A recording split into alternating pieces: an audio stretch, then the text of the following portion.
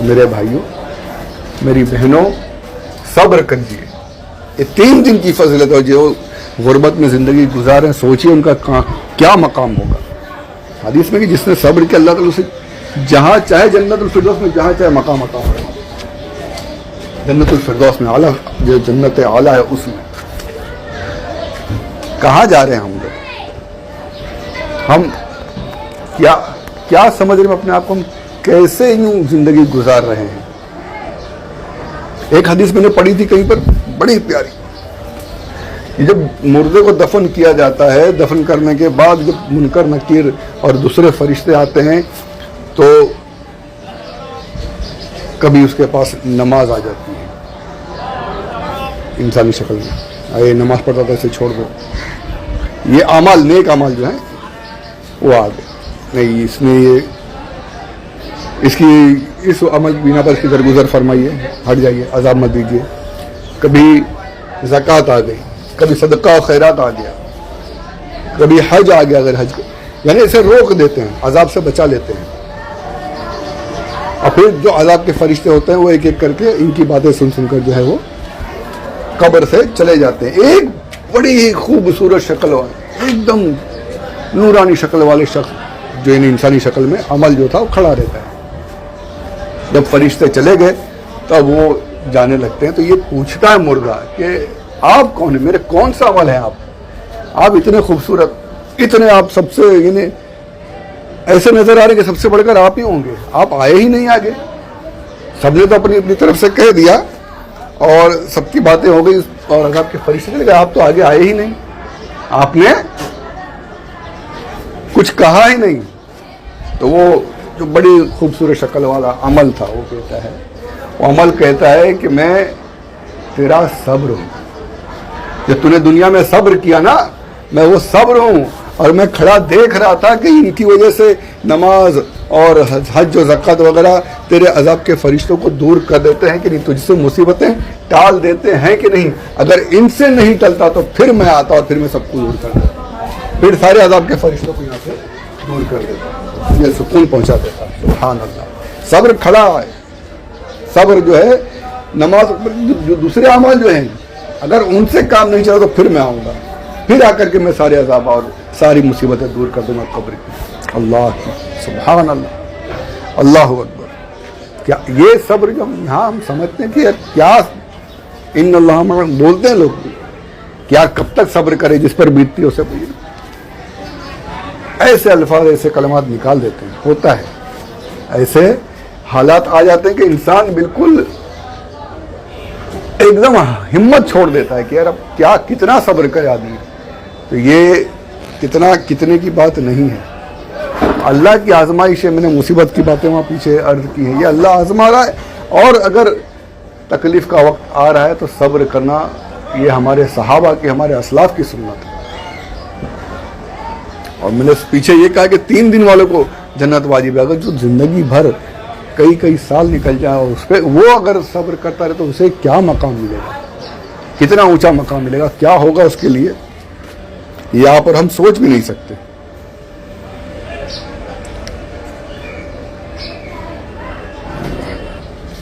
اور ایک جگہ میرے آقا صلی اللہ علیہ وسلم غریبوں کے لیے، قلیل رزق پر صبر کرنے والوں کے لیے، جسے فرمایا جسے قلیل رزق ملا، تنگی ہے جس کے ساتھ،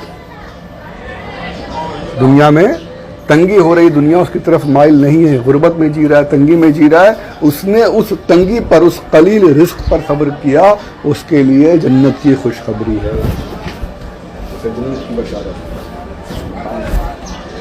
سبحان اللہ. کیا صبر کرنے والوں کے لیے کتنے انعامات. اور میں نے پہلے بھی کہا کہ آپ کو پورے قرآن میں ان اللہ مع المصلین وغیرہ نہیں ملے گا، لیکن یہ ضرور ملے گا ان اللہ مع الصابرین، صبر کرنے والوں کے ساتھ اللہ ہے. تو صبر کی عادت ڈالیں. پروردگار آپ کو، مجھے خاص کر کے، میرے بچوں کو، تمام مومن کو پروردگار صابر بنا دے. آمین بجاہ النبی الامین صلی اللہ علیہ وسلم. اور یہ تمام چیزیں ایک طرف.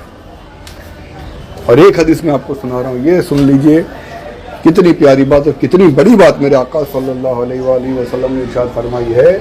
فرماتے ہیں سب سے بڑا صابر اگر کوئی ہے، سب سے بڑھ کر صبر کرنے والا اگر کوئی ہے تو وہ اللہ ہے. اللہ سب سے زیادہ صبر کرتا ہے. ہاں ارے یہ کیا کہ پھر میرے آقا نے اس کی وضاحت فرمائی کہ لوگ اللہ کو گالیاں دیتے ہیں, اس کی اولاد بناتے ہیں, کہتے ہیں کہ اس کا بیٹا ہے, یعنی کفر و شرک بھی کر رہے ہیں, اللہ کی شان میں معاذ اللہ گستاخیاں بھی کر رہے ہیں, اللہ کو نہیں بھی مان رہے ہیں, پھر بھی اللہ عز و جل ان تمام چیزوں پر صبر کرتا ہے اور انہیں رزق عطا فرماتا ہے.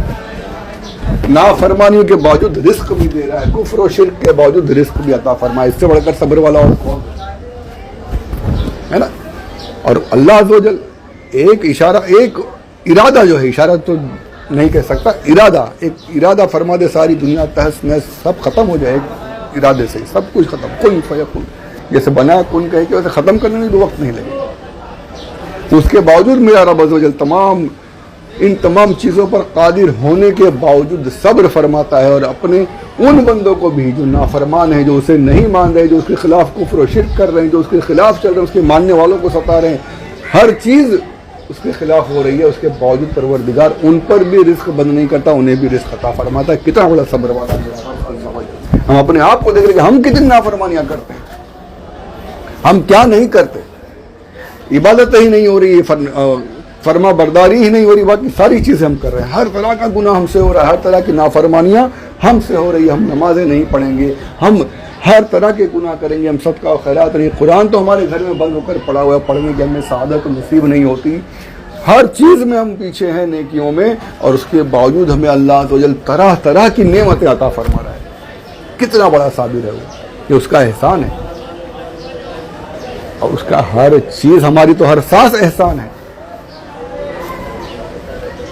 صبر کی ایک مثال کی, اتنا بڑا صابر, جب ہمارا رب اتنا بڑا صابر ہے, اتنا بڑا صبر کرنے والا ہے, جس کے پاس ساری قدرتیں ہیں, اور ایک ہم ہے کہ ہمارے پاس کچھ ہے بھی نہیں, پھر بھی ہم سے صبر نہیں ہوتا. ہماری تو کوئی اوقات نہیں, پھر بھی ہم اکڑتے ہیں, ہم بہت بڑے بھائی ہیں, ہم بہت بڑے منسٹر ہیں, ہم بہت بڑے پیسے والے, ہم یہ کر دیں گے وہ کر دیں گے, اور کر بھی گزرتے ہیں. کچھ تو کرتے بھی, ماں ذرا کچھ ہوا کے فوراً مار دیا, ذرا کسی نے دھکا لگا دیا, گالی دے دی, کچھ ہم فوراً مارنے کو تیار ہیں, اس کی بے عزتی بے ادبی.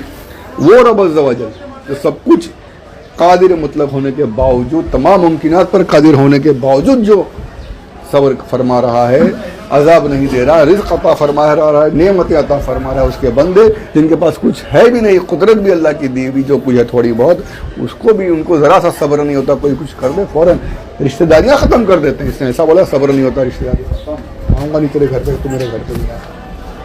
پڑوسیوں سے بات چیت بند, پڑوسی سے کوئی بات ہو گئی فوراً اس کے خلاف میں کمپلینٹ, پولیس کمپلینٹ, یہ وہ سب کچھ ہوتا, ہم سے صبر ہی نہیں ہوتا. ایک اللہ ہے جو ہر چیز پر صبر کر رہا ہے, کفر و شرک ہو رہا ہے اس پر صبر ہو رہا ہے, نافرمانیاں ہو رہی اس پر صبر فرما رہا ہے, اور ایک ہم ہے کہ ہمارے پاس کچھ ہے بھی نہیں, پھر بھی ہم سے صبر نہیں ہوتا. اتنے بڑے صبر کرنے والے اللہ کے ماننے والے بندوں, اللہ کے سچے بندے بننے کی کوشش کیجئے, اور صحیح معنوں میں صبر کرنے والے بن جائیے.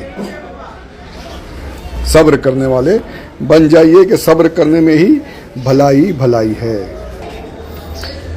اللہ ہمیں صبر والا بنائے. یہ حدیث شریف جو میں نے آپ کو سنائی ہے, اس میں میں نے یہ کہہ دیا, گالی دیتے ہیں اللہ کو, گالی کا لفظ وہاں نہیں ہے, ہاں یہ ضرور ہے, تو پر یہ نہیں, یہ ہو رہا ہے حدیث شریف میں ضروری لفظ نہیں, لیکن یہ ہوتا ہی, ہم کرتے ہیں, گستاخیاں کرتے ہیں, اور پھر بھی اللہ تعالی ہمیں رزق عطا فرماتا ہے.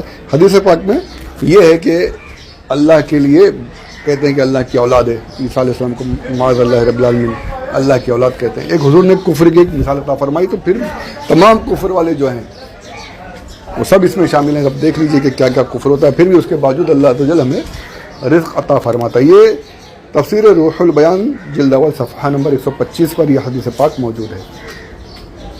اب ایک بڑا ہی پیارا نقطہ تفسیر روح البیان میں فرماتے ہیں علامہ اسماعیل حقی رحمۃ اللہ تعالی علیہ, فرماتے ہیں کہ اللہ عز و جل نے صبر کے تمام جو دوسرے اعمال ہیں ان کی جزا کتنی ہے وہ اللہ نے ارشاد فرمائی قرآن پاک میں آیت پاک ہے, من جاء بالحسنۃ فلہ عشر امثالہا, کہ جو ایک نیکی لے کر آیا, جس نے ایک نیکی کی, جس نے ایک اچھا عمل کیا اس کے لیے 10 گنا ثواب ہے, اس کے بدلے میں 10, ایک نیکی کا 10 گنا ثواب. یہ قرآن پاک کیا تھا 10 گنا ثواب. پھر اللہ عز و جل نے آگے ایک اور جگہ ارشاد فرمایا ہے, یہ کس کے بارے میں؟ صدقہ و خیرات کرنے کے بارے میں.